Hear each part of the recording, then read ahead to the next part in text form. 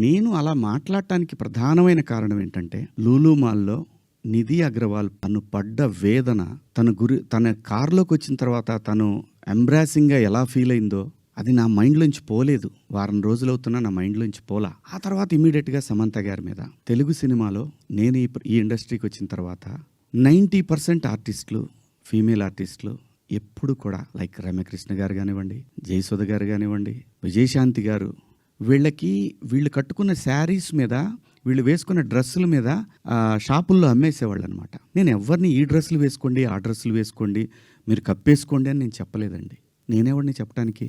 సమాజంలో ఏ రుగ్మత వచ్చినా కానీ సమాజం సినిమా వల్ల చెడిపోతుంది, మీరు వేసుకునే డ్రెస్సుల వల్ల చెడిపోతుంది, మీ సినిమా వల్లనే ఈ ప్రపంచం నాశనం అవుతుందనే మాటలు వింటూ ఉన్నాం కాబట్టి తరచూ ఇక్కడే బతికి, ఇక్కడే నా కుటుంబాన్ని ముందుకు తీసుకెళ్తూ, నా పిల్లల్ని చదివించుకుంటూ, ఇక్కడొచ్చిన డబ్బులతో చదివించుకుంటూ, సినిమాని ఎవరు అనకూడదు అనే పంతాలో మనం ఎందుకు వాళ్ళకి అవకాశం ఇవ్వాలనేటటువంటి ఆలోచనతోటి నేను ఆ సందర్భంలో వచ్చిన మాటలు నాకు ఇప్పటికి కూడా నాకు నమ్మబుద్ధి కావట్లేదు.